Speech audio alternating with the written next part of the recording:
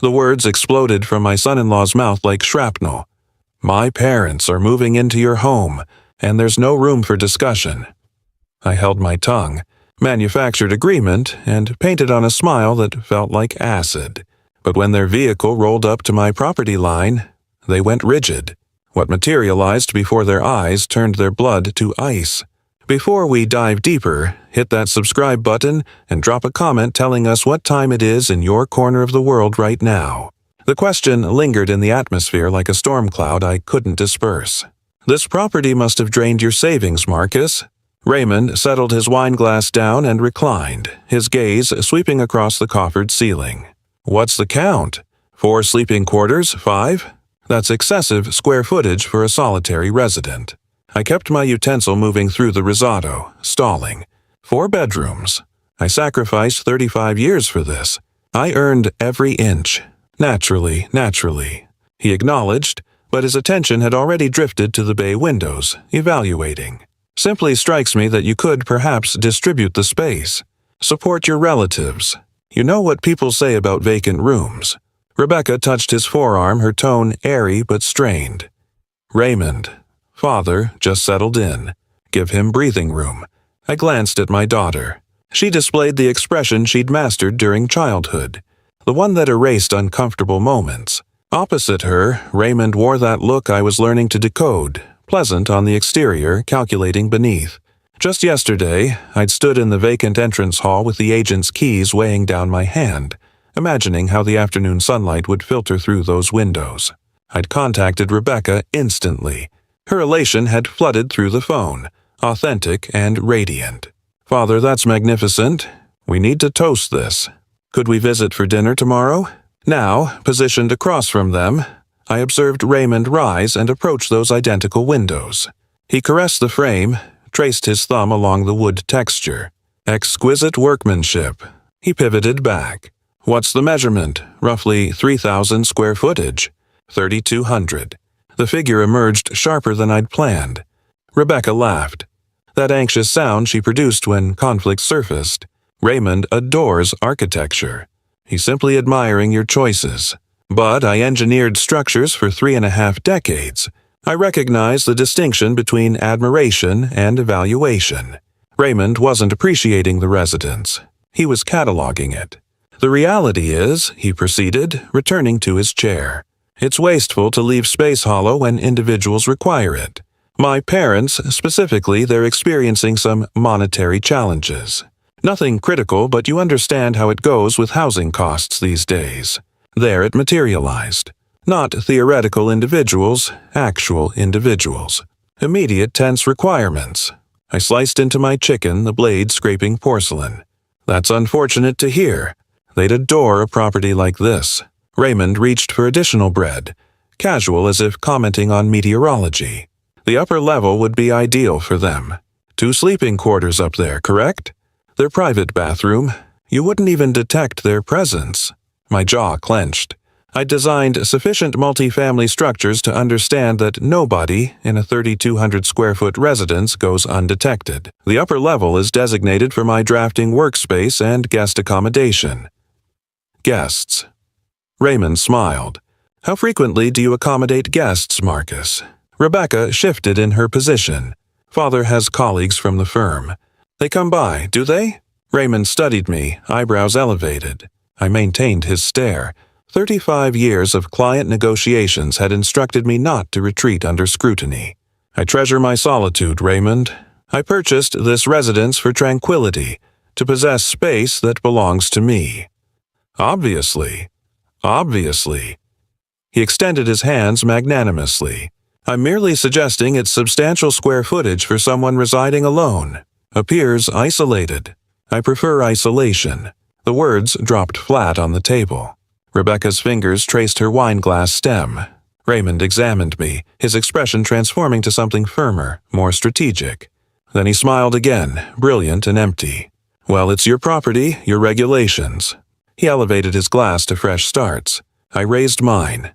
The crystal captured the light, refracting it into tiny, piercing points. We concluded dinner with superficial conversation. Rebecca's position at the marketing agency. Raymond's recent property transaction. my retirement strategies.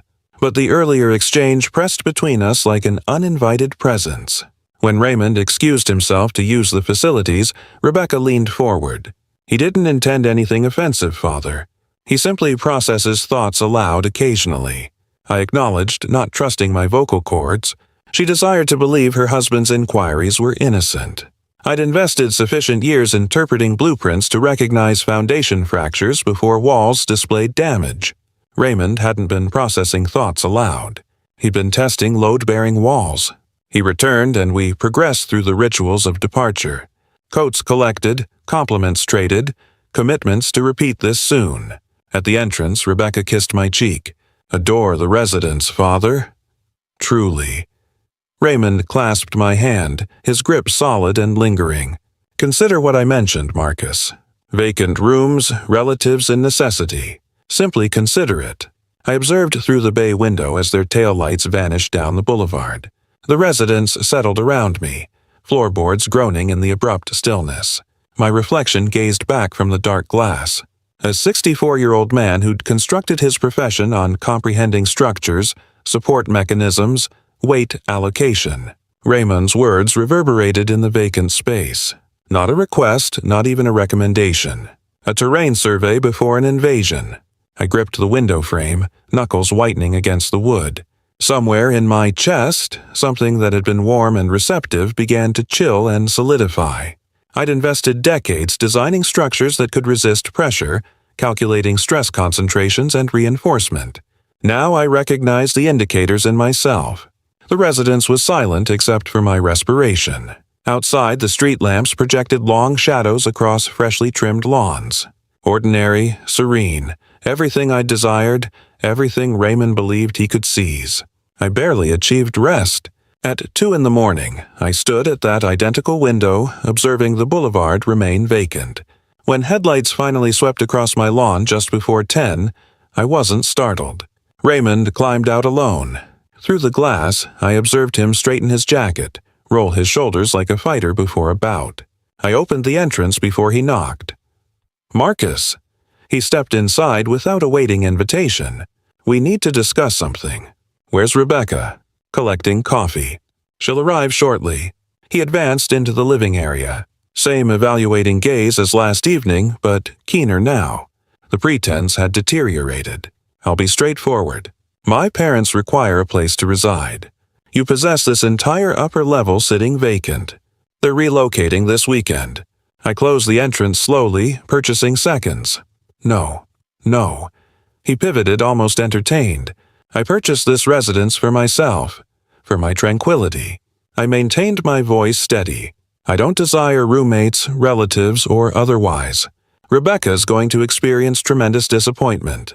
Raymond sat on my sofa, spreading his arms across the back, claiming territory. "We consistently thought you were someone we could depend on when relatives needed assistance.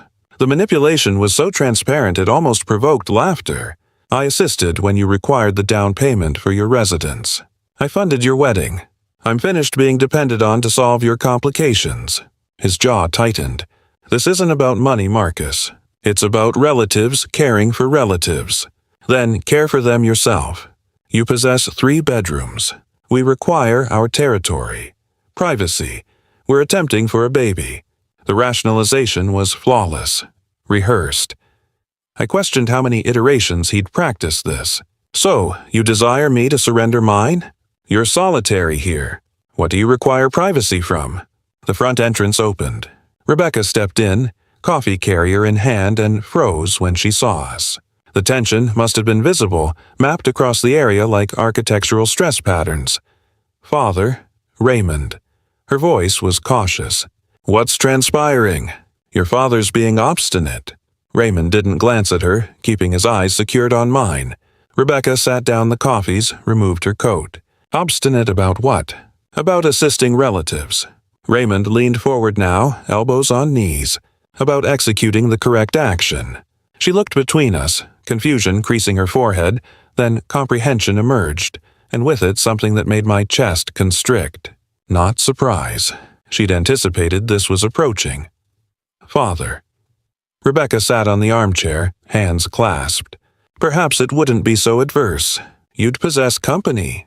You wouldn't be solitary. The words struck harder than Raymond's demands. My daughter aligning with him, utilizing the same script? Rebecca, I desire to be solitary. I earned that privilege. But if relatives need assistance, your husband's parents aren't my relatives. The words emerged harder than I'd planned. Rebecca recoiled. Raymond smiled. There it manifests. He stood, and suddenly the area felt compressed. The authentic Marcus Blackwood. Self-centered, isolated, can't be troubled with anyone else's complications. That's not equitable. But Rebecca's protest was feeble, isn't it? Raymond walked toward me and I maintained my ground. He possesses 4 bedrooms. We're requesting 2. Temporary until they recover their footing. But he can't spare the territory. Won't even contemplate it. I have contemplated it. The answer is negative. Raymond stopped inches away. I could detect his cologne, expensive and suffocating. When he spoke, his voice descended to something frigid and level. Listen, Marcus, I'm not requesting. My parents are relocating into your residence. Saturday, we're transporting them. End of conversation. The silence extended. Rebecca stared at the floor. I looked at her, willing her to encounter my eyes, to perceive what her husband was executing. She wouldn't look up. Something fractured inside me then. Not loud or theatrical, just a clean fracture like a cable under excessive tension. I'd raised Rebecca alone after Sarah passed, funded her education, escorted her down the aisle, welcomed Raymond into our relatives. And now she sat there head down, permitting him to dictate terms in my own residence. I looked back at Raymond. His expression was victorious, assured. He believed he'd triumphed. Believed the ultimatum would demolish whatever resistance I had remaining. I acknowledged slowly, "Acceptable, Raymond." His eyebrows elevated slightly. "Acceptable." Saturday. The word tasted like iron. The smile that crossed his face was pure satisfaction. "Excellent, intelligent choice. You'll perceive. It won't be that adverse. Barely detect them." He advanced toward the entrance, Rebecca trailing behind him.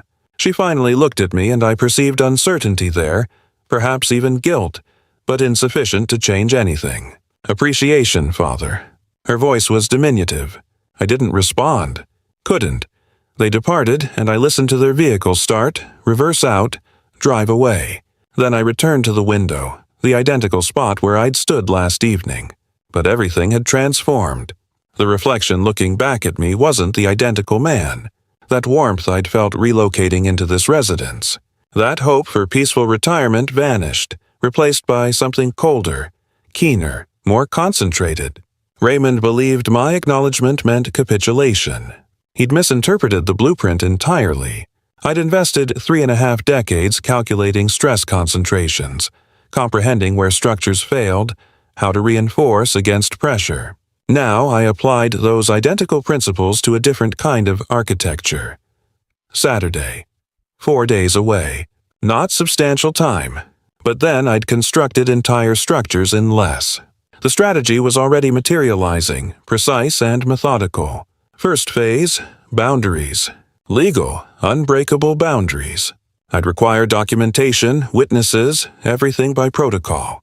Raymond desired to treat my residence like his possession.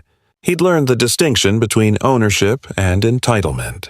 I retrieved my phone and scrolled through contacts until I located what I required. Nathan Stone, property attorney, old colleague from the firm. Retired now, but sharp as ever. I transmitted a text. "Require legal guidance. Urgent. Can you meet tomorrow morning?" The response materialized within minutes. 8 in the morning. "My office. Coffee's on you." I set the phone down and examined the living area.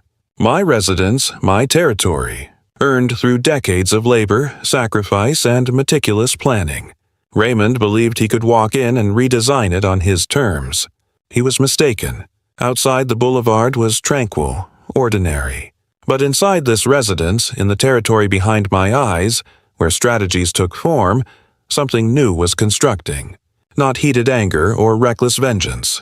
Something more architectural, structural, a defense mechanism designed to resist assault and reflect force back at its origin. Saturday was approaching. Let it approach. I was prepared. I woke at 5:30 Sunday morning, not because I couldn't achieve rest, because I possessed work to execute.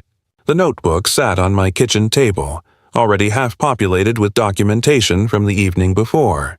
Raymond's exact words, timestamps, Rebecca's presence. An architect learns early that details matter. I applied that identical precision to this legal complication. My parents are relocating Saturday. We're transporting them, 6 days. Not substantial time, but sufficient. By 9, I'd located Patricia Sullivan online. Property law specialist, 30 years experience. I requested her earliest appointment. The response materialized within an hour, Monday, 8:30. I drove downtown through light traffic. Patricia's office occupied a renovated structure near the courthouse. All clean lines and organized spaces. She was younger than anticipated, maybe 50, sharp-eyed behind rimless glasses. Mr. Blackwood, tell me what's transpiring. I slid my notes across her desk. My son-in-law informed me his parents are relocating into my residence. When I refused, he stated it wasn't a request. Saturday, he stated. We're transporting them Saturday. She scanned my documentation. You're the sole property owner. Purchased last month. Titles in my name. Any prior agreement for them to remain? None. I refused multiple iterations. She sat down the notes. Mr. Blackwood, you're the property owner. Nobody can force you to house anyone, but there's something critical you need to comprehend. I waited. If they relocate in and remain 30 days, they establish residency. Even without a lease, the law protects them. Eviction requires court proceedings. Months, thousands in fees. My jaw tightened. So, they relocate in uninvited, and I'm trapped. If you permit them in, affirmative. Once they cross your threshold, the law transforms. But if you prevent entry entirely, she smiled slightly. You can refuse access to anyone. It's your property. So, I halt them at the gate. Precisely. Don't permit them onto your property at all. She pulled a legal pad closer. I'll prepare an official notice of no trespass. Have law enforcement present Saturday. If they attempt entry, they're violating the law. We invested an hour on details. Notice language, sheriff arrangements, what to articulate. When I departed, I carried a folder of documents and a clear strategy. Tuesday, I contacted a security company. By Wednesday afternoon, 4 cameras covered my perimeter, feeding to my phone. The installer demonstrated the system. Motion alerts here. Live feed here. You'll know if anyone approaches your gate. He handed back my phone. Top of the line, Mr. Blackwood. I tested it twice. Perfect clarity. Perfect coverage. Wednesday evening, Rebecca contacted. Father, just confirming Saturday. We're transporting Arthur and Dorothy around 2. Appreciation so much for understanding. Raymond really appreciates this. Her voice was bright, cheerful, oblivious. I kept mine neutral. See you Saturday, Rebecca. Excellent. They're so thrilled. The moving vehicle's already reserved. Perhaps I could visit Sunday and assist them settle in. My hand tightened on the phone. She'd already planned the aftermath, assumed cooperation, constructed a future where I simply absorbed her husband's demands. We'll perceive how Saturday progresses. Perfect. Love you, Father. She disconnected. I stood in my kitchen, phone cooling in my palm, feeling that last thread of doubt fracture. She hadn't inquired if I was comfortable, hadn't questioned anything, just informed me of the details, assuming compliance, precisely like Raymond. Thursday and Friday, I confirmed the sheriff's availability. 2 officers, civil standby service. Saturday at 1:30. I reviewed Patricia's documents until I'd memorized key phrases. I practiced my statements, stripped them to facts, removed emotion. This wasn't about anger. It was about boundaries. Friday evening, I checked the security feed. 4 camera angles crystal clear. The new gate stood solid across my driveway. The no trespassing sign, professionally printed, mounted beside it. Everything was prepared. I'd invested 35 years calculating load-bearing walls, comprehending pressure concentrations, knowing precisely how much force structures could resist. Now I'd constructed something different. Not a structure, but a boundary. Saturday morning arrived cold and clear. I woke at 6, showered, dressed carefully. Dark slacks, button-down shirt. This was a formal occasion. Coffee, toast. I ate methodically, fueling up. The folder sat on my table. Documents, notices, everything in order. At 1:15, the sheriff's cruiser pulled up. 2 officers as arranged. The older one, Deputy Harrison, clasped my hand. "Mr. Blackwood, we'll position ourselves behind you. You execute the talking. We're here to keep things legal and peaceful. Comprehended?" At 1:30, we walked outside together. I took my position at the gate, officers flanking me several feet back. The afternoon sun highlighted the sign, the cameras, the clear boundary between what was mine and what wasn't. My phone buzzed. Motion alert. Vehicles approaching from 2 blocks away. I pocketed the phone and waited. By 1:45, I was standing at the gate. By 1:50, I heard engines in the distance. The SUV appeared first. Raymond's black Ford. Behind it, a rented moving vehicle. Diesel engine loud in the quiet neighborhood. I didn't move, just observed them through the gate's bars. Raymond was driving. Through the windshield, I perceived confusion cross his face, then recognition, then something darker. He struck the brakes hard. The moving vehicle lurched to a halt behind him. For 3 seconds, nobody moved. Then Raymond's door flew open. "What the hell is this, Marcus?" Deputy Harrison stepped forward. "Sir, remain calm." Raymond's eyes swept the scene. Officers, gate, sign, me standing behind it all. "What are you executing?" "We discussed this." "You agreed." I kept my voice steady. "The deputy is delivering you an official document. This is a notice of no trespass. You're not entering my property." Harrison held out the paper. Raymond stared, then snatched it. "This is insane." "They possess nowhere else to go." I didn't agree. I stated, "You demanded. You delivered me an ultimatum. This is my response." The passenger entrance opened. Rebecca climbed out, face already crumpling. Behind the SUV, an elderly couple emerged. Arthur, thin and gray. Dorothy, shorter, rounder, face pinched with confusion. "What's transpiring?" Dorothy's voice carried that theatrical edge. "Raymond, what's happening? Marcus is throwing us out." "I'm not throwing you out, Dorothy." I met her eyes. "I never invited you in. There's a distinction." "Father." Rebecca's voice fractured. "Why are you executing this?" "I don't comprehend." This was the moment that cost something. My daughter, confused and wounded, not comprehending. But I'd executed the calculations. Sometimes the ground itself requires defending. "Rebecca, listen carefully." I kept my voice steady. Raymond didn't request permission. He told me his parents were relocating in. When I stated negative multiple iterations, he stated it wasn't up to me. My parents are relocating in. Saturday. We're transporting them. End of conversation. Those were his exact words. Rebecca's eyes shifted to her husband. "Raymond. Don't." He cut her off.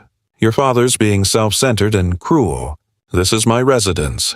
I didn't elevate my voice. I labored 35 years for it. I possess the privilege to decide who resides here. That's not self-centered. That's ownership. Mr. Blackwood is the property owner. Harrison confirmed. He possesses every legal privilege to deny access. This notice makes it official. You require to depart. Raymond rounded on him. "We'll sue. We'll take him to court. That's your privilege," Harrison stated calmly. "But right now, you require to depart. What Mr. Blackwood is executing is completely legal." Dorothy stepped forward, hands trembling, voice catching. "You're throwing elderly individuals out on the boulevard. What kind of man executes this to relatives? You were never on my boulevard, Dorothy. You're not homeless. You're uninvited. We required assistance. Relatives assist relatives. Relatives request. Relatives accept answers. Raymond executed neither." Arthur stood silent beside the vehicle, hands in his pockets. Our eyes met briefly. Something passed between us. Comprehension, perhaps, or just acknowledgement. "Father, please." Rebecca had advanced closer, tears streaming. "Can we just discuss this? Work something out?" "There's nothing to work out." I stated negative. I meant negative. Your husband chose not to hear it. But they're relatives. They're Raymond's relatives. And even if they were mine, I'd still possess the privilege to decide whether they reside in my residence. That privilege doesn't disappear because someone requires something. Raymond's face had gone nearly purple. You're going to regret this.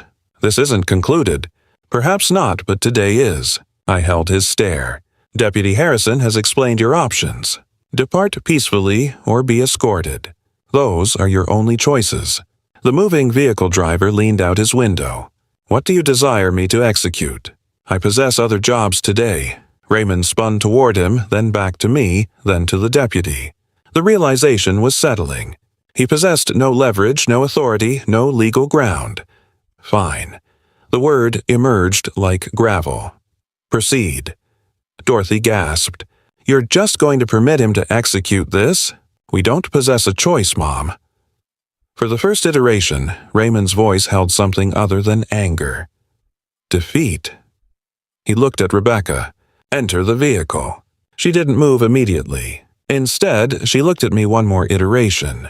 Mascara streaking her cheeks. Everything inquiring why. I held her gaze. Didn't soften, but didn't look away either. I'm sorry you're caught in this, Rebecca, but I won't be bullied in my own residence. She climbed into the SUV without responding. Arthur guided Dorothy back with a gentle hand. She was still protesting, but quieter now. The fight had departed her voice. Raymond slammed his entrance. The engine roared. The moving vehicle executed an awkward three-point turn. Then Raymond reversed, tires squealing, and followed the vehicle back down the boulevard. I stood at the gate until their taillights disappeared. Harrison cleared his throat. That progressed smoothly, Mr. Blackwood. You handled it well. Appreciation for being here. Just the job. You've acquired all the documentation you require. Your attorney executed excellent work. He acknowledged to his partner. We'll be departing. They returned to their cruiser, reversed out, departed me alone. I pivoted and examined my residence. The cameras observing, the gate standing, everything I'd constructed, holding precisely as designed. The satisfaction wasn't heated or gleeful, just cold acknowledgement. I'd identified a complication, calculated a solution, executed a strategy. I walked back to the residence. At the entrance, I paused and looked back once more. The boulevard was vacant, ordinary. A Saturday afternoon where nothing remarkable had transpired, except everything had transformed. I'd defended my boundary, refused manipulation, but I'd also observed my daughter weep and drive away. I'd refused assistance to elderly individuals. I'd chosen principle over accommodation. The cost was authentic. The necessity was too. Inside, the residence felt different. Not vacant, defended, not isolated, secure.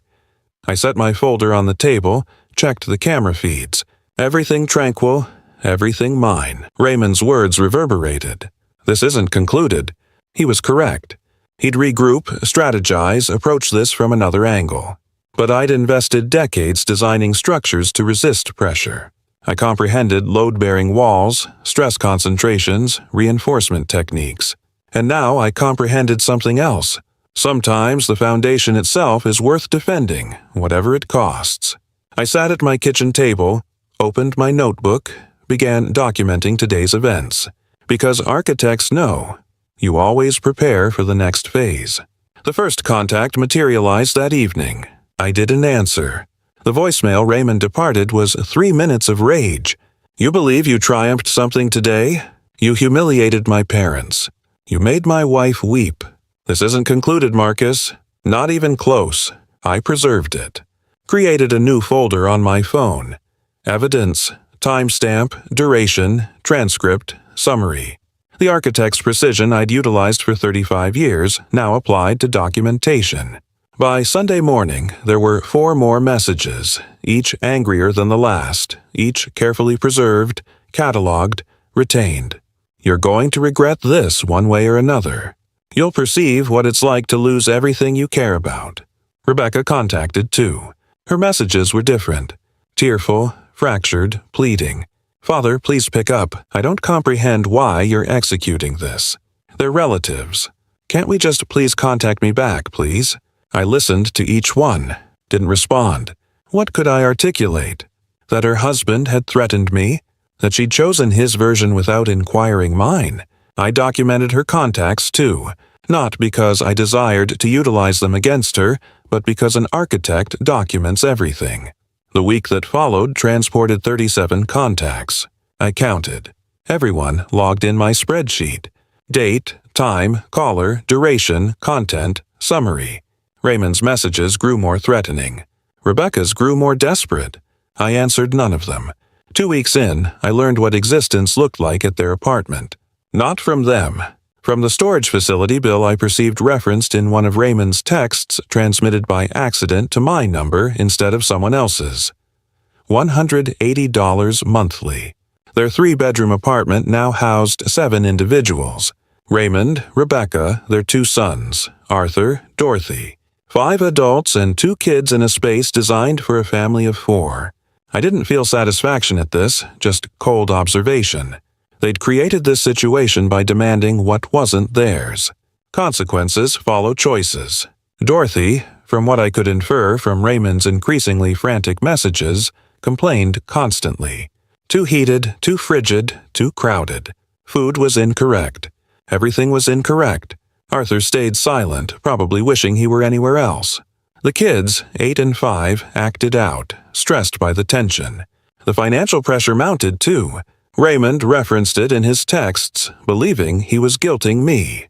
Storage costs, grocery bills doubled, utility spikes. Every dollar spent added to his desperation. What he attempted to preserve by forcing his way into my residence had cost him 3 iterations more in losses. I didn't celebrate this, didn't gloat, just noted it as fact. Raymond had constructed his own trap, one adverse decision at a time. I'd simply refused to be caught in it with him. By early April, the messages ceased. Complete silence.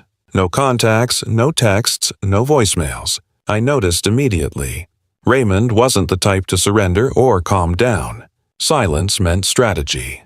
3 days later, the certified mail arrived.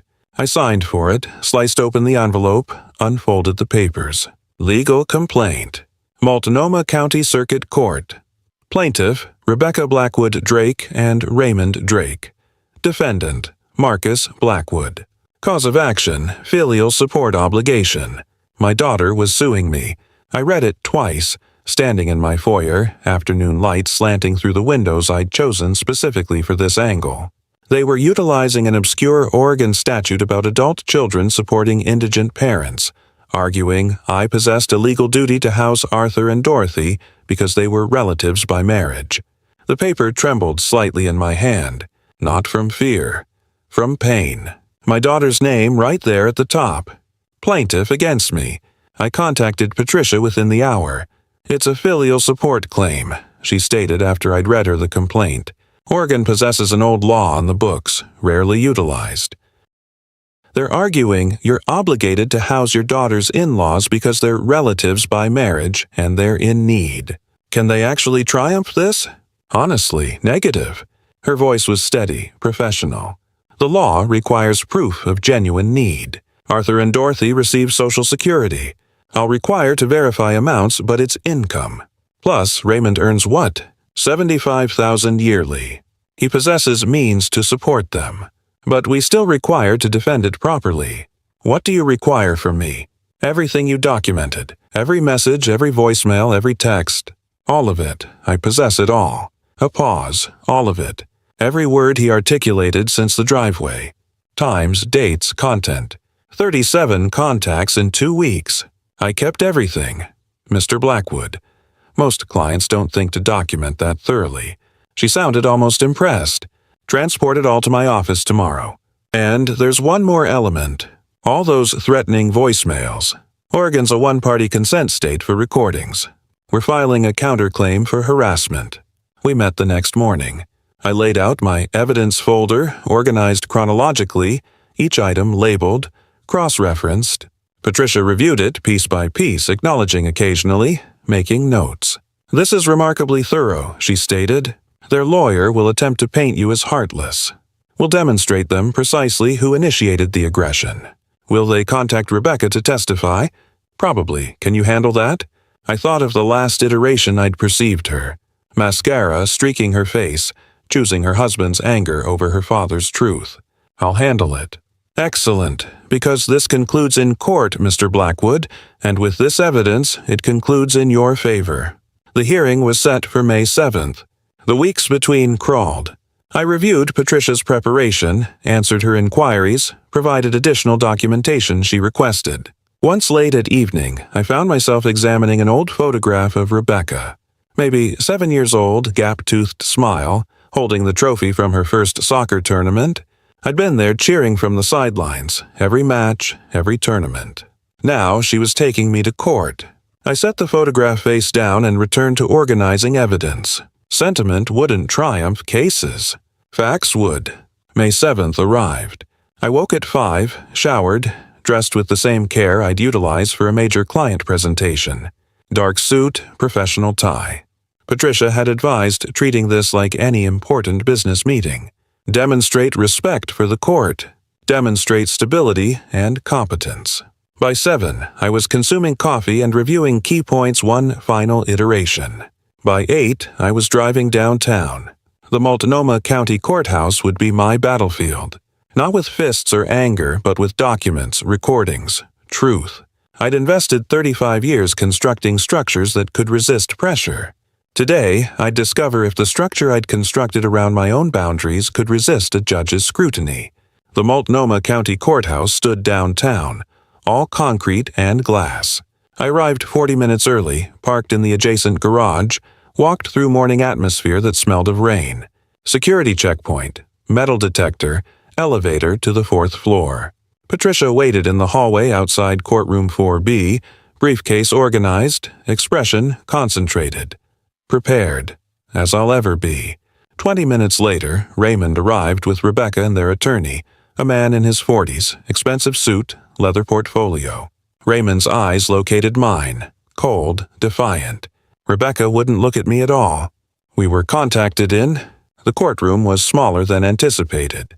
Wood paneling, fluorescent lights, maybe 30 seats. We took positions at separate tables. The judge entered. A woman in her mid-50s, gray hair pulled back, neutral expression. The formalities began. Then their attorney stood. Your Honor, this is straightforward. Mr. Blackwood owns a large residence. 4 bedrooms. He resides alone. His daughter's in-laws, both in their late 60s, require housing. He refused. Not for legitimate reasons, simply because he didn't desire to be inconvenienced. He gestured toward me. Mr. Blackwood labored as an architect. He comprehends the value of shelter, yet he denies it to elderly relatives. Under Oregon's filial support statutes, he may be legally obligated. He painted me as self-centered, cold, refusing relatives in crisis. Made it sound like I'd turned away individuals begging on my doorstep. Then Rebecca testified. She walked to the witness stand slowly, took the oath. Her attorney inquired careful inquiries. She answered in a voice I barely recognized. Can you describe your relationship with your father? We've never been especially close. After my mother departed, he concentrated on his labor. Perhaps too independent. The words struck like a physical blow. I'd raised her alone from age 8. Every school performance, every parent-teacher conference, every midnight fever. 27 years of single parenthood, erased in one answer. And when you inquired for his assistance, he refused. Didn't even desire to discuss it. Lies. But she delivered them looking at her hands. Not me. Some part of her knew. Patricia stood. Your Honor, let's examine what actually transpired. Her voice was calm, methodical. Mr. Blackwood wasn't inquired. He was delivered an ultimatum. May I present evidence? She set up a speaker, pressed play. Raymond's voice filled the courtroom. Listen, Marcus, I'm not requesting. My parents are relocating in. Period. We're transporting them Saturday. That's not a request, Your Honor. That's a demand. Patricia let that settle. Mr. Blackwood is defending his boundaries, not refusing aid. She continued relentless. Arthur and Dorothy Drake receive Social Security totaling approximately $48,000 annually. Mr. Drake earns $75,000 yearly. He possesses means to support his parents. This lawsuit is about convenience, not necessity. Then she played the voicemails. Raymond's anger reverberated through the courtroom. You old fool, you'll regret this. Another. You'll pay for what you executed." I observed the judge's expression transform. Neutral to skeptical to disapproving. She leaned forward, frowning.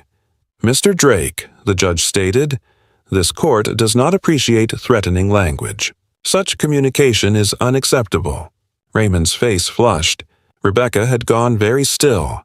Patricia presented the sheriff's report, the documentation, the financial evidence. She dismantled their case piece by methodical piece. The judge reviewed the materials briefly. The filial support claim is dismissed. The evidence demonstrates no genuine need. The dependents receive benefits.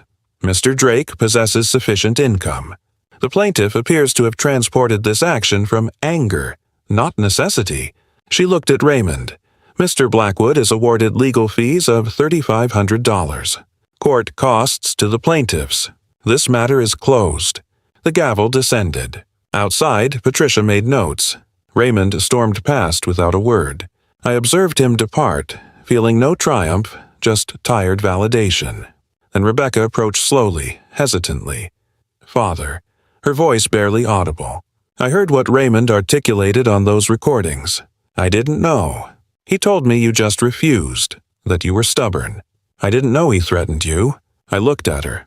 This woman who'd been my little girl, who'd just lied about our history.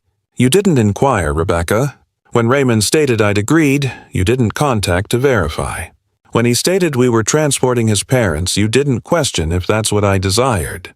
You just assumed I'd surrendered." Tears spilled down her cheeks. "I believed you comprehended that it was relatives. Relatives don't demand. Relatives don't threaten." I kept my voice steady. "You chose to believe his version without inquiring mine. Father, please.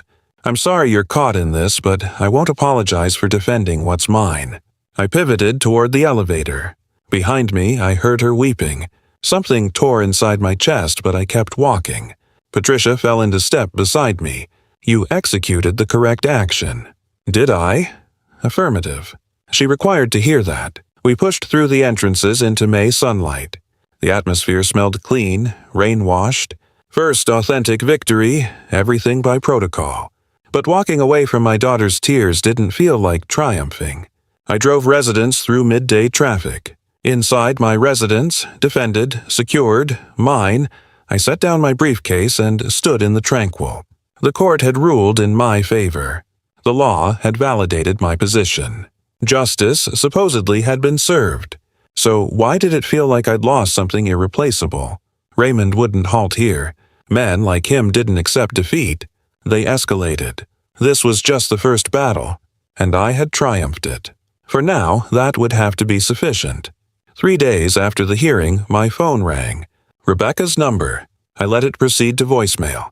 Her message was different this iteration. Not pleading or angry, just exhausted. "Father, we required to discuss. Not about relocating anyone in, just about us. Please contact me back." I didn't. What was there to articulate that hadn't already been articulated in that courthouse hallway? Through scattered messages over the next week, I pieced together what was transpiring at their apartment. Raymond blamed Rebecca for the court loss. If she'd testified superior, if she'd been more convincing, if she'd made me comprehend. Dorothy complained constantly. Too crowded, too heated, incorrect food, everything incorrect. Arthur occupied space, silently, retreating to whatever corner he could locate.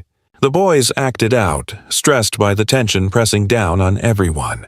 The court costs sat unpaid. $3,500 Raymond owed me. Storage fees kept accumulating. He'd taken out a personal loan just to manage basic expenses. Then his email arrived. Subject line, reasonable compromise. I read it twice. He proposed paying $400 monthly for his parents to occupy the upper level. Identified it as fair market value. Framed it as a business arrangement that could function for everyone. I deleted it. But he transmitted another, then a text through Rebecca's phone. Finally, I responded via email. "No amount of money transforms my answer, Raymond. You didn't inquire. You demanded. You threatened me. You sued me. The answer is negative. It will remain negative. Cease inquiring." His reply materialized within minutes. "You're being unreasonable.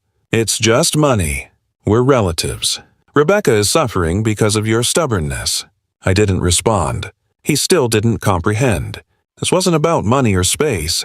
It was about boundaries, about respect, about not being perceived as a resource to solve someone else's complications. The next morning, I contacted an estate attorney. Not Patricia Sullivan, someone who specialized in wills and trusts. Made an appointment for that afternoon. His office was quieter than Patricia's, more wood paneling and leather chairs. He reviewed my existing will while I explained the situation. Not the entire story, just sufficient. My daughter aligned with her husband when he attempted to force me out of my own residence. I'm not excluding her entirely. She'll still receive something. But the bulk of my estate should proceed to individuals who will value what I constructed. He acknowledged, taking notes. What percentage were you contemplating? 25% to Rebecca. The remaining 75% to the Architectural Education Fund at Portland State. That's still substantial for your daughter. The residence alone. He checked documents. West Hills area, your square footage. She'd receive somewhere around $200,000. I comprehend. But 35 years of labor shouldn't proceed to someone who perceives it as something she's owed. This is your decision, Mr. Blackwood. Are you certain? I've never been more certain about anything. The paperwork consumed an hour.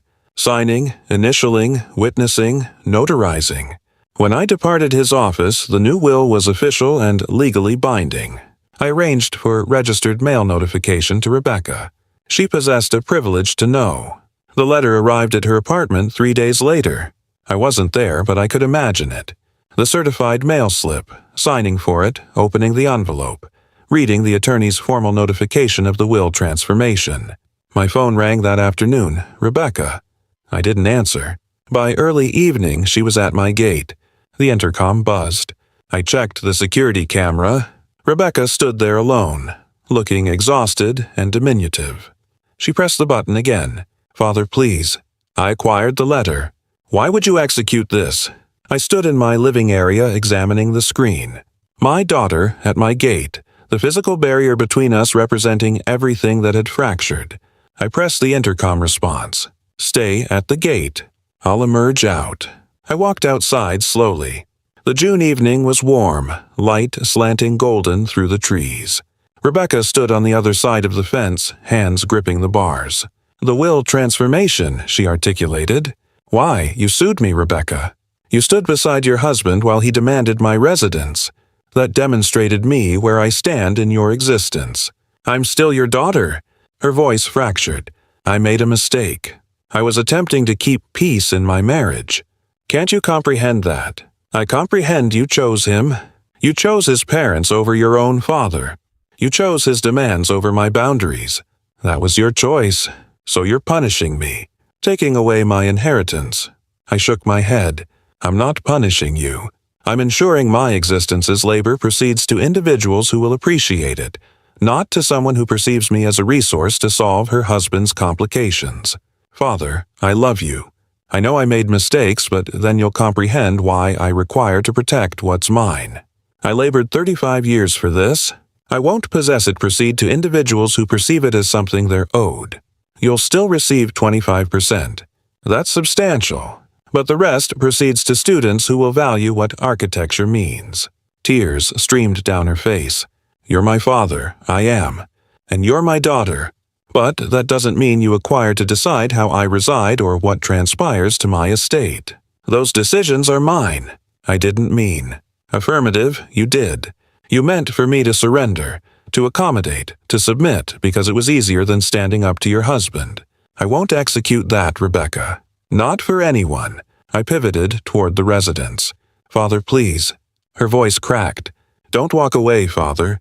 I kept walking up the driveway, up the steps, through the entrance. I closed it behind me and stood in the foyer listening to her vehicle start, reverse out, drive away. Inside, the residence felt enormous and silent. I walked to my study, located the old photograph of Rebecca at 7. Gap-toothed smile, soccer trophy, my arm around her shoulders. I examined it for a long moment, then set it face down on the desk. The pain was authentic, but so was the necessity. My phone rang. Unknown number. I examined the screen, let it proceed to voicemail. Whatever was approaching next, it would approach. I'd be prepared. The pounding initiated just after 2 a.m. 3 heavy blows on my front entrance. Then Raymond's voice. "Marcus, open this entrance. We require to discuss like men." I sat up in bed, heart hammering. More pounding, harder, continuous. "I know you're in there. Cease hiding. Open up." I grabbed my phone, pulled up the security camera application. The front entrance feed demonstrated Raymond, agitated, pacing, then slamming his fist against the wood again. His movements were jerky, uncontrolled, intoxicated or unhinged or both. I didn't descend downstairs, didn't engage. Instead, I dialed 911. I possess an intruder on my property. He's pounding on my entrance and shouting. Affirmative, I know him. My daughter's husband. Negative, I don't feel safe. There's a history of threats. The operator kept me on the line. I observed the camera feed. Raymond was kicking the entrance now, pulling at the handle, shouting incoherently. Across the boulevard, neighbors' lights flickered on. We're going to settle this. You can't ignore me forever, Marcus. 5 minutes felt like 20. Then sirens. Red and blue lights washing across the feed. 2 patrol vehicles pulled up. Officers approached cautiously. Sir, step away from the entrance. Raymond spun toward them. Even through the camera, I could perceive his face. Rage and desperation. This is relative's business. He's being unreasonable. Sir, you're on private property. The owner has requested you to depart. Step away from the entrance now. My parents require a place to reside.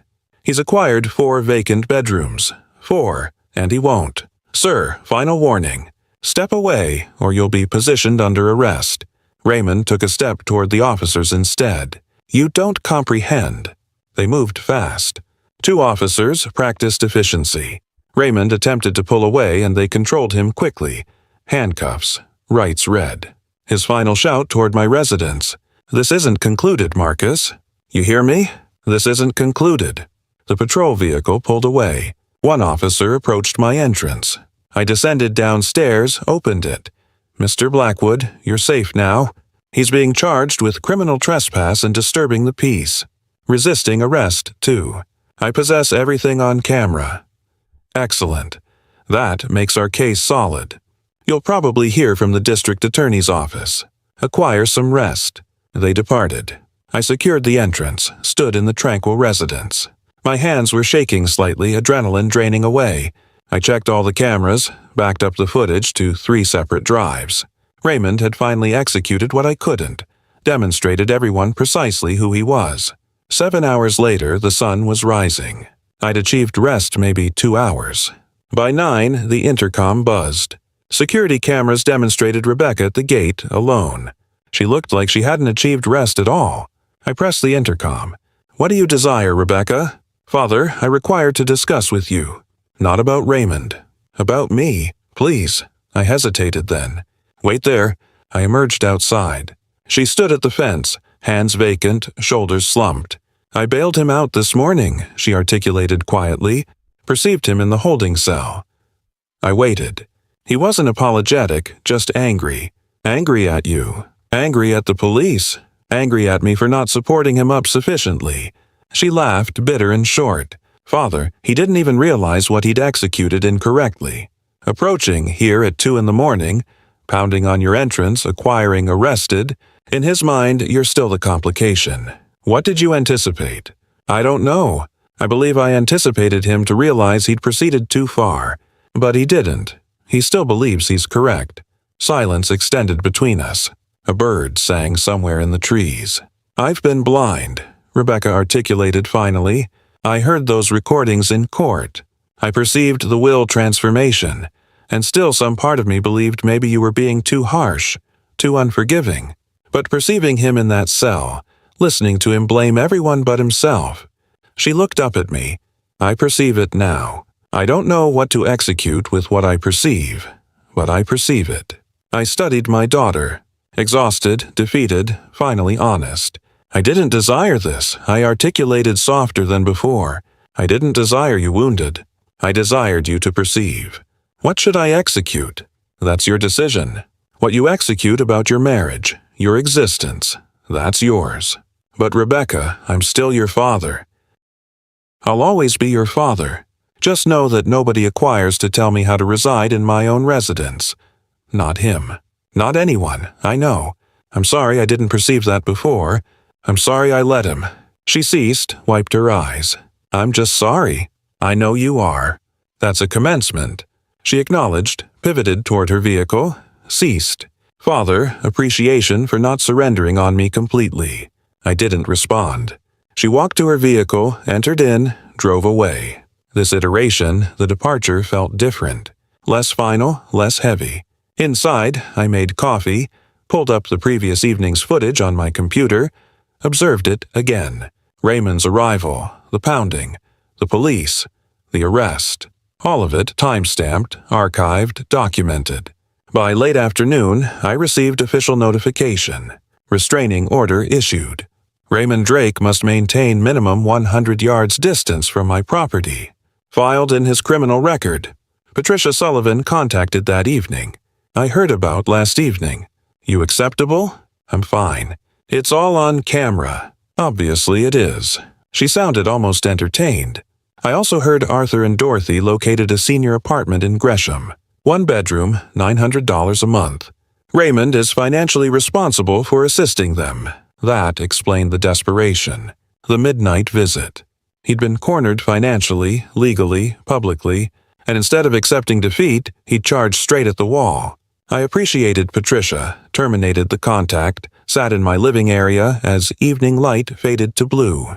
The residence was tranquil, secure, mine. The cameras had recorded everything. Every threat, every violation, every boundary crossed. I hadn't trapped Raymond. I'd simply documented while he trapped himself. Sometimes the superior strategy is just holding your ground and permitting others destroy themselves against it. The text materialized on a Tuesday afternoon. Rebecca, can we meet? Neutral ground, just us. Downtown coffee establishment tomorrow at 10. I stared at the screen for a full minute before typing back. Which one? She named a place on 3rd Boulevard. I responded simply, I'll be there. 3 weeks had passed since the arrest. 3 weeks of tranquil in my residence, occasional updates through Patricia Sullivan about restraining order proceedings, brief news through mutual acquaintances about Rebecca's situation, but nothing direct until now. I arrived first, claimed a corner table away from the windows, ordered coffee I didn't particularly desire. When Rebecca walked in 15 minutes later, I barely recognized her. Thinner, hair pulled back simply, no cosmetics hiding the exhaustion in her face. She wore jeans and a plain shirt. Practical, stripped down. She looked like someone who'd ceased pretending. She sat across from me, ordered tea, waited until the server departed before articulating. Father, I filed for divorce last week. Papers were served 3 days ago. I wrapped my hands around my coffee cup. That's a significant decision. It's the only decision. Her voice was steady, no tears. After that arrest, I believed maybe he'd perceive what he'd become. Maybe striking bottom would awaken him up. But he acquired worse. Blames me for contacting you. Blames you for ruining everything. Blames his own parents for requiring assistance. Everyone's fault but his. What about the boys? That's precisely why I'm executing this. She met my eyes directly. They're 8 and 5, Father. They're initiating to believe his behavior is ordinary. The yelling, the blame, the anger at everyone. I can't permit them to grow up believing that's what a man is supposed to be. I acknowledged slowly. That consumes courage. Father, I'm so sorry. The words emerged quiet but firm. For all of it. You labored your whole existence for that residence. And I let him. I assisted him attempt to seize it from you. I chose him over you when you were correct the whole iteration. I didn't desire to be correct, Rebecca. I desired you to perceive clearly. I perceive now. I perceive what he is, what I let him become in my existence, what I let him execute. She paused. Can you forgive me? I examined my daughter, authentically examined her. Perceived something I hadn't perceived in months. Honesty. No performance, no defense, no excuse. I'm laboring on it, I articulated carefully. The wound is authentic. But I perceive you're transforming. That's a commencement. The will. She ceased, consumed a breath. I comprehend why you transformed it. I'm not requesting you to transform it back. I just desire my father back. Trust has to be reconstructed, Rebecca. Not with words. With time. With actions. We'll consume it slow and perceive how things proceed. That's equitable. That's more than equitable. We discussed for another hour. Diminutive elements, practical elements. She'd located a one-bedroom apartment in Southeast. Diminutive, affordable, clean. The boys shared the bedroom. She occupied the sofa. Not ideal, but honest. A authentic commencement. When we stood to depart, she embraced me briefly. I permitted her. First authentic physical contact between us in months. Same iteration next week? She inquired. I'd appreciate that. Over the following weeks, the divorce proceedings unfolded precisely as anticipated. Raymond fought for custody, claiming Rebecca was alienating the children from relatives. His lawyer painted her as controlled by her vindictive father. But evidence doesn't lie. The arrest record from the midnight incident. My security footage demonstrating his instability. Recordings of his threatening voicemails from the earlier case. The restraining order. All of it stacked in neat documented accumulations. The judge's decision at the preliminary custody hearing was swift. Primary custody to Rebecca. Raymond received limited visitation privileges. Supervised initially, and was ordered to pay child support based on his income. His attorney fees kept mounting. Rebecca contacted me the evening after the hearing. His lawyer attempted to articulate you poisoned me against him, but the judge examined everything. The arrest, the restraining order, your security footage. She articulated she perceived a pattern of aggressive behavior and poor judgment. The evidence articulated for itself. Everything he executed you documented. You didn't have to destroy him, Father. You just had to demonstrate individuals who he authentically was. That was precisely correct. Through Rebecca's updates over the next weeks, I learned the full accounting of Raymond's situation. Court costs from the relative support case, still unpaid. Legal fees from the arrest. Now divorce attorney charges. Child support payments of $1,200 monthly. Still assisting his parents with their rent in Gresham. The storage facility fee accumulating. The personal loan he'd taken out to manage expenses now compounding with interest. What he attempted to preserve by forcing his way into my residence had cost him 3 iterations more in losses. I didn't celebrate this, didn't gloat, just noted it as fact. Raymond had constructed his own trap. One adverse decision at a iteration. I'd simply refused to be caught in it with him. Late one evening, my phone buzzed with a text from Rebecca. Appreciation for everything. For not surrendering on me, even when I surrendered on you. I examined those words for a long moment, then typed back simply, "You're my daughter." That never transformed. 3 dots appeared, disappeared, appeared again. Then, I know. I'm sorry it consumed me so long to remember what that means. I set down my phone and sat in the tranquil of my residence. The security cameras demonstrated vacant driveway, dark boulevard, peaceful neighborhood. Everything as it should be. Not victory, not triumph. Just the commencement of something resembling peace. The evening sun transformed Portland's skyline copper and gold. I stood on my deck, glass of iced tea sweating in my hand, and observed my grandsons chase each other across the lawn. August had arrived with warm, clear days. Rebecca and the boys had been visiting weekly since mid-July. Not relocating in. She possessed her apartment. Diminutive, but hers. Just visiting. Relatives' dinners, backyard time, ordinary elements. Today, they'd arrived around 4. The boys, Michael at 8, Nathan at 5, had burst from the vehicle and headed straight for the yard. Rebecca settled into the chair beside mine with her own glass of tea. We sat in comfortable silence observing the kids play. This was new. The ease of simply being together without tension underlying every word. Raymond lost his employment last week, Rebecca articulated quietly. I acknowledged, consumed a sip of tea. Too many missed days for court appearances. His supervisor finally possessed sufficient. She paused. He's attempting to blame everyone again. But some consequences are just consequences. I never desired to destroy him, Rebecca. I just refused to permit him to destroy me. I know that now. She observed Michael assist Nathan onto the swing. I believed you were being stubborn, but you were being strong. There's a distinction." The boys' laughter drifted across the yard. Pure, uncomplicated joy. They were different now. Looser, lighter, away from the constant tension of their parents' deteriorating marriage. They'd initiated acting like kids again. "They're happier," Rebecca observed. "I perceive it in how they play." Children know when something's incorrect even when adults pretend it's fine. She acknowledged, then pivoted to me. "What about the will? I'm not requesting you to transform it back. I just desire to know we're acceptable. We're arriving there. Trust reconstructs slowly, Rebecca. Right now, I perceive you're attempting. You departed an impossible situation. You're constructing an existence that's honest. That matters. That's sufficient. That's more than sufficient." "Grandpa," Michael contacted out. "Examine how elevated I can swing. I'm observing." I contacted back. "That's impressive." I'd never been particularly demonstrative with grandchildren before. Raymond had made visits awkward, tense, performed. But now, with just Rebecca and the boys, something had loosened in me. Not softness. I wasn't soft. Just room for this, for them. "I'm not fabricating excuses for what I executed," Rebecca articulated, returning to our conversation. "But appreciation for demonstrating me the truth, for not surrendering on me when I'd surrendered on myself.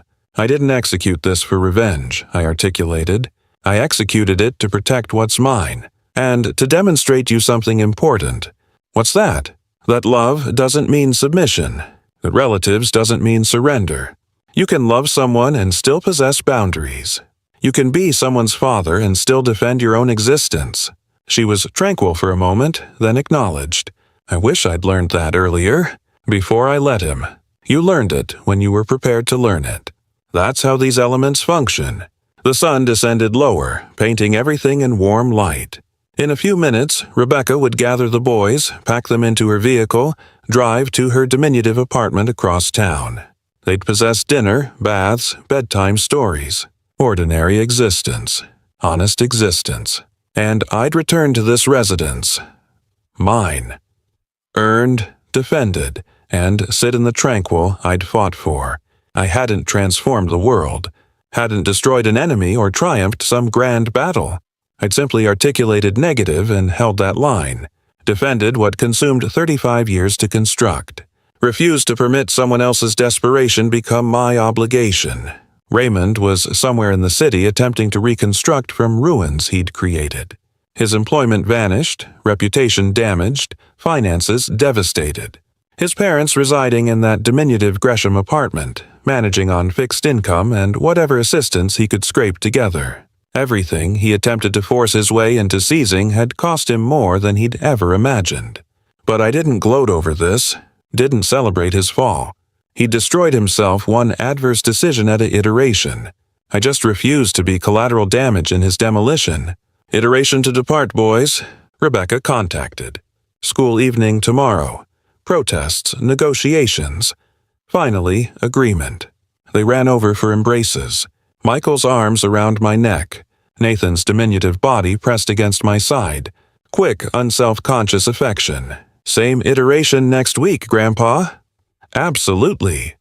Rebecca gathered them toward the vehicle. At the deck stairs, she pivoted back. Appreciation, Father. For this. For not excluding us completely. You're my daughter. They're my grandsons. That's not something I exclude. She smiled. Exhausted, but genuine. And herded the boys to the vehicle. I observed them drive away. Taillights disappearing down the boulevard. The sound of the engine fading. Then silence. I returned to my chair on the deck. The tea had grown warm, but I consumed it anyway. The sky deepened from gold to purple to blue. First stars emerging. My residence stood behind me. 4 bedrooms, 3,200 square footage. Every inch earned, defended, mine. The taste of justice wasn't triumph over a fallen enemy. Wasn't observing someone suffer. It was this, sitting on my own deck in my own residence. In peace I'd earned through every difficult choice, every boundary defended, every stand taken. I'd invested 35 years constructing structures that could resist pressure. In the end, I'd constructed something more important, an existence that could resist pressure, a space that was mine, peace that couldn't be demanded, manipulated, or forced from me. Raymond had desired what I'd earned without earning it himself. He'd attempted to seize through threat what he couldn't claim through privilege. And in the end, he'd learned what I'd always known. Some elements can't be seized. They can only be defended. The evening atmosphere smelled of cut grass and summer roses. Somewhere down the boulevard, a dog barked. Ordinary sounds. Peaceful sounds. I'd triumphed nothing except the privilege to sit here, to reside in what I'd constructed, to possess relatives on my terms. Boundaried, honest, authentic, that was sufficient. More than sufficient. The taste of justice, I'd learned, wasn't triumph. It was peace. Simple, hard-earned, well-deserved peace. If you appreciated this story, please like this video, subscribe to the channel, and share your impressions of this story in the comments. To listen to the next story, click on the box on the left. Appreciation for observing.